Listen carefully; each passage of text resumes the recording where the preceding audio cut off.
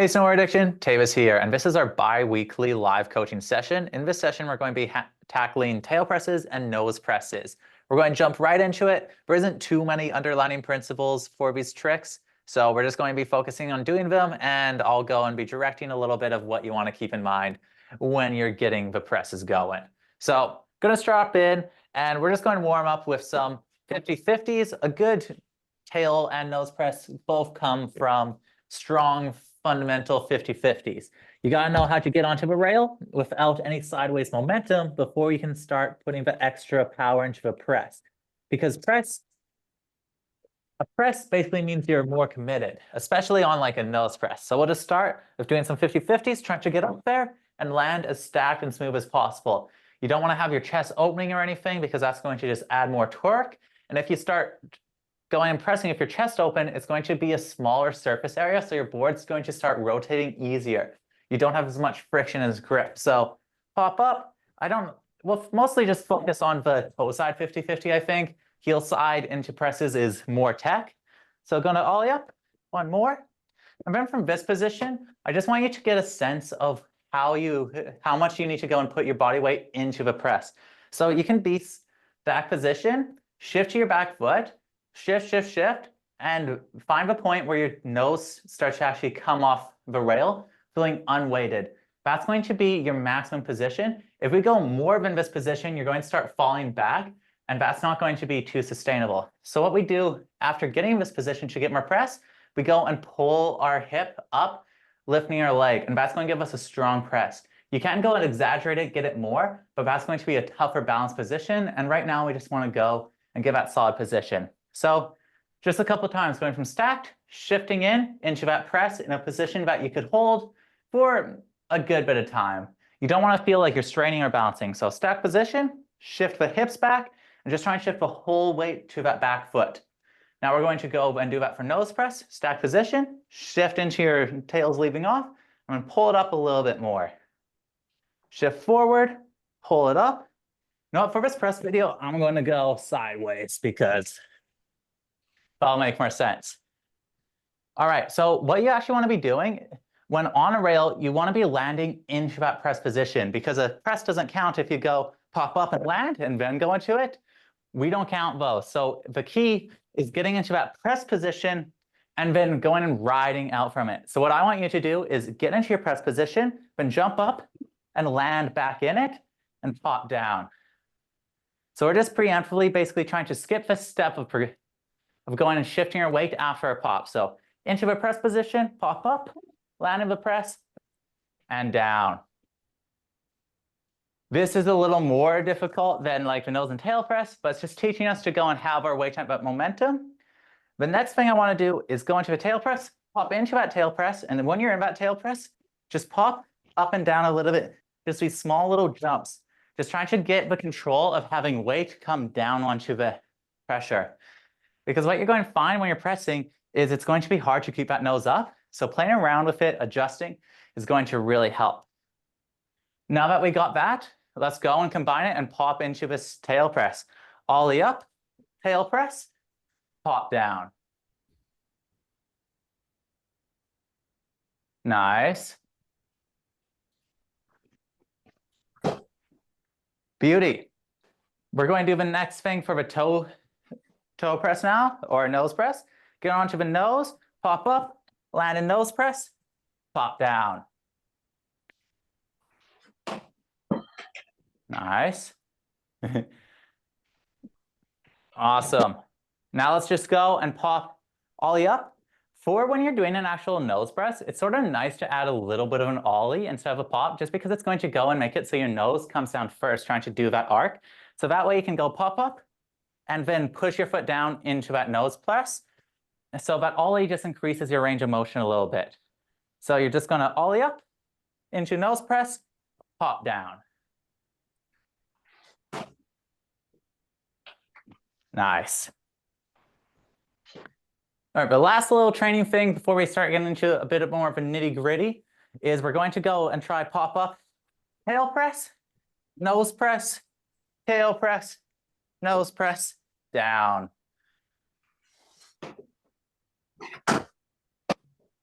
Ooh.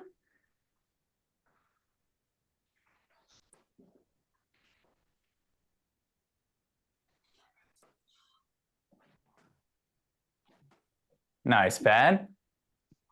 Awesome. I see this one's a struggle a bit. So what we're going to do is we're going to try and mix it up. So land and tail press, flat base, nose press.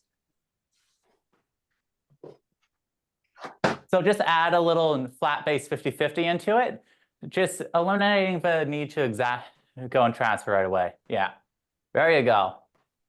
Just try to get that faster and faster. I keep falling off toe side when I go from tail to nose. Like here, let me go and do my waddle over, and we'll see what we can notice here. I'm feeling some drift. All right, let's see where this drift is coming from.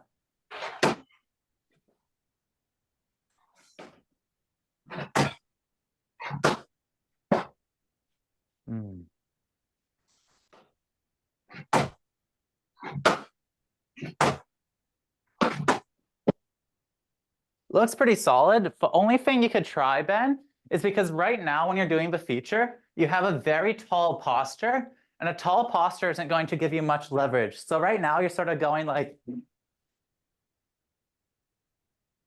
this. But if you go and add a little bit more bend, get into that like sort of board slide position, then when you press, you have more range of motion, and that's going to let you adjust more and get more down. So you're not necessarily bending the legs more, but you're just letting yourself hinge a little bit.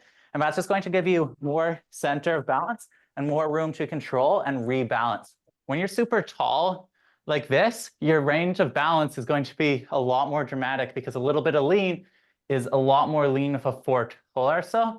But as soon as you go down, a little bit of lean is a lot more controllable because you add this midriff of balancing. So maybe give that a go. Awesome. I feel like it looks way more easy though when I'm upright and straight-legged though, right? No, no way, Jose. All right, let's try that.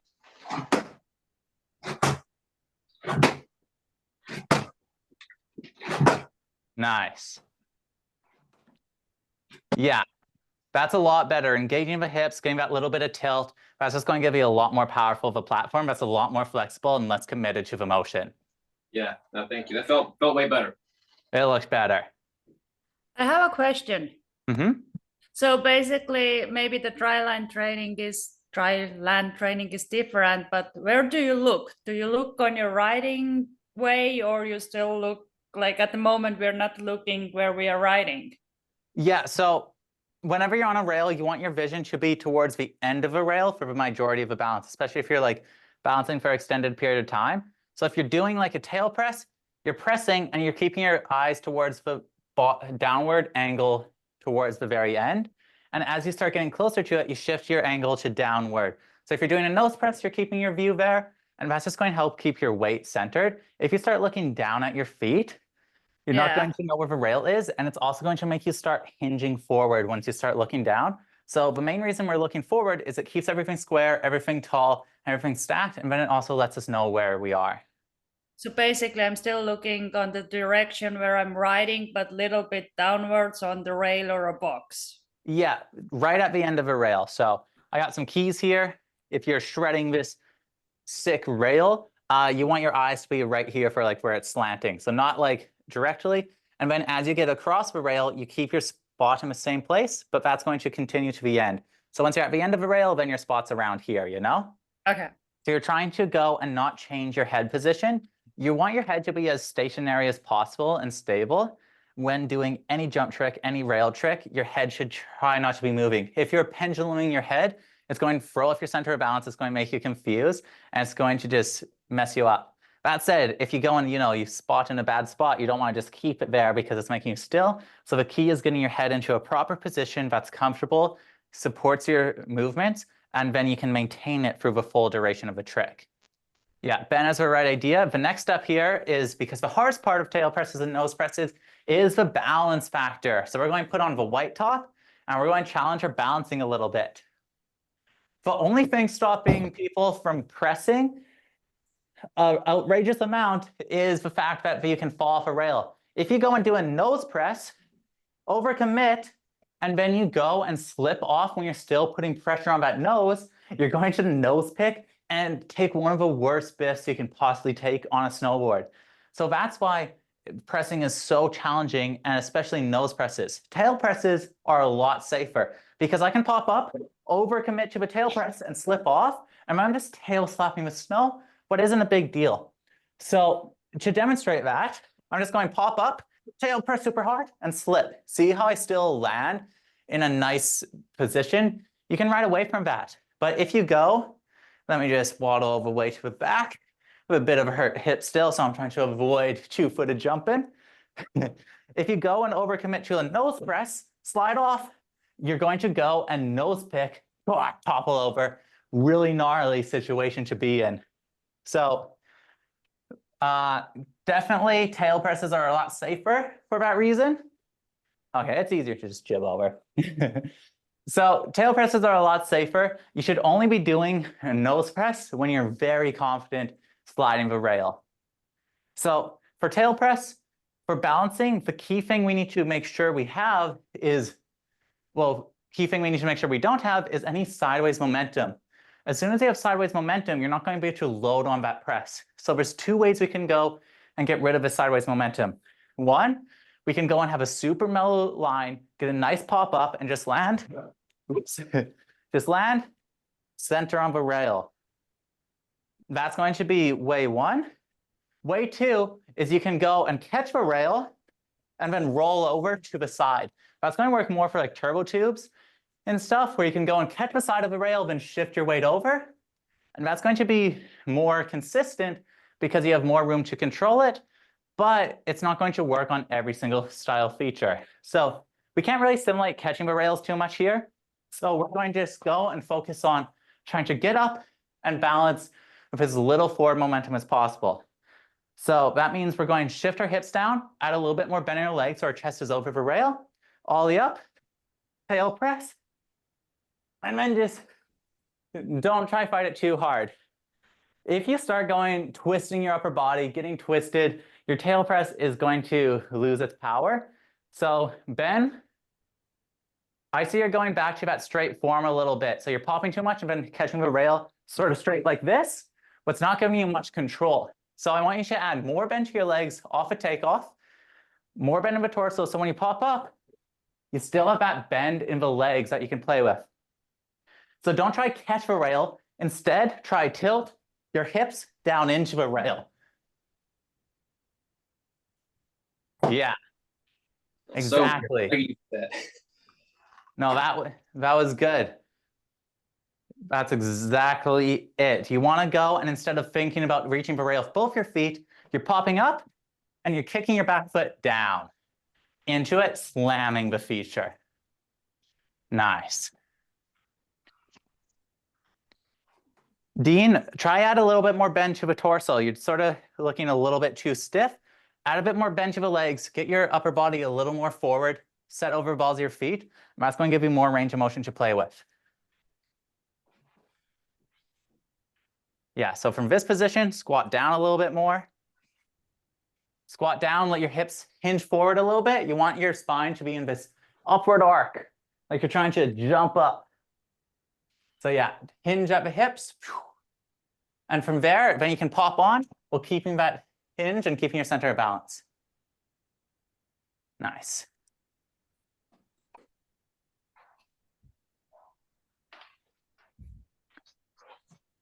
Here, Dean, I'm going to show you it from the back. So right now, you're sort of stiff like this, popping up, tail press sort of like tall like this. What you want to be doing is having more hinge. So see how my butt's coming out, I'm hinged forward, my chest is directly over the rail. So when I pop up, I can have more bend in my body, letting me go and pick it down and then control my board a lot more. Gives you more leverage, because when we're doing a tail press, we don't want to be going and waiting for a board to fall into the rail, because that's going to make it so our front foot slams down. Instead, we want to pop up and push our back foot downward. And the only way we have a range of motion to push that back foot all the way down to the rail is by having more bend in our legs. Because if you're I'm going to just unstrap for this. What you're doing for a tail press isn't trying to come down and land in that super press position.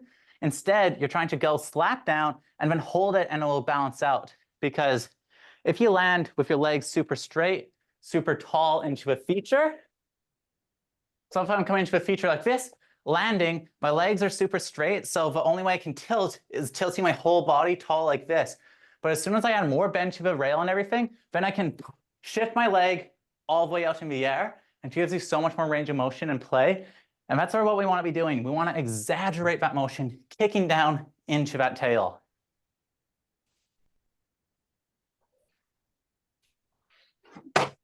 Nice. Woo. It's tricky. Pressing is not easy, especially when you're on a full camber snowboard. That's why you don't see many people in X Games performing tail presses and nose presses. It's just a really challenging thing to do. That's basically all the comments I have on these tricks. We can keep practicing them after, but I think I'm going to wrap up this recording. Do you guys have any questions before we wrap this up? When I'm on the white top piece trying to nose press, I feel my back knee kind of like doing this as I'm, instead of staying where it should be. Any idea? Is that just because I'm not used to doing it, you think, or? That's fine. The How do knees. you fight that? Should I fight? Oh.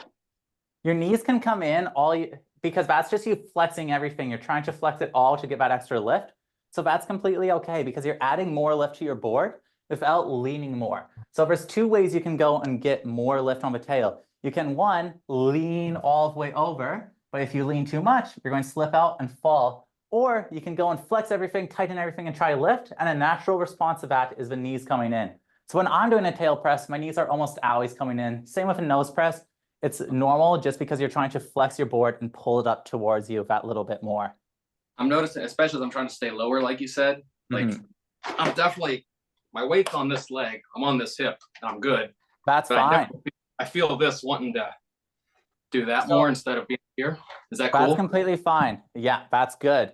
That means that you're using the motion, and that means you're not relying on your back foot to balance. So that's a really important thing here is you want to feel like your one foot's pretty weightless. And the only way your leg can come in like that is if it's weightless. So that's an indication that you're getting your center of mass on that foot and you're in the right place. So that's actually really good, Ben. Okay. I had a question about the positioning of the foot on the rail. So should I be trying to get the rail exactly halfway between my toe and my heel, or directly like under the ball of my foot? Like where's the more correct position to be landing and doing this sort of thing?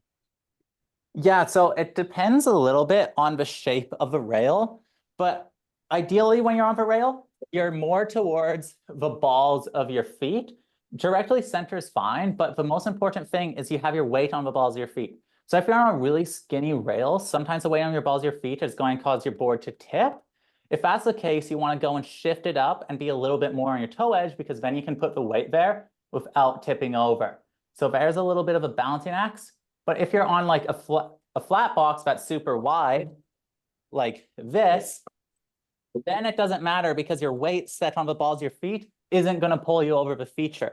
So that way you can just be directly centered on the rail. That's going to give you more room to balance. So it changes from feature to feature. But the most important thing is just making sure your weight's on the balls of your feet because that's going to give you the platform. Weight on the flats of your feet, you're not going to be able to get that balance and locked in. And you're not going to be able to go and have that hinge position that increases your range of motion. So it doesn't matter too much as long as you're on the rail, you're secure, you're not at risk of slipping out. A thing to note is though, you really don't want to be too much on the side of a rail because if you're too much over to the side of a rail and you're really committed to loading your weight, there's a chance you could slip out. So generally closer to the center of your board is what's going to do best for you. But I definitely ride rails sometimes where I'm like at the balls of feet. Something to note, but only really happens on tail presses, is sometimes when I'm like doing a tail press, it'll add like torsion to my board and start twisting it. What's going to go and make it so you have a smaller platform to balance. So if you're just on the front of your snowboard and you're on that small point, your point that you're sliding is then very narrow. So unlike a normal 50-50 where that's like normally fine, you still have plenty of weight being distributed. If you're going and only using a little part of your snowboard, it's going to go and have more friction there and it's going to be more susceptible to sticking and edge catching. So you want to make sure you're using enough of your snowboard every time you're on the feature. Nice. Thank you. I'm going to end the recording, but I'll be here for a bit so we can go over some other stuff. Thanks guys for watching. We're here every second Sunday. Next week is 50/50s, backside 180s out, something like that. Anyway, it's going to be a good live session, so we'll see you then.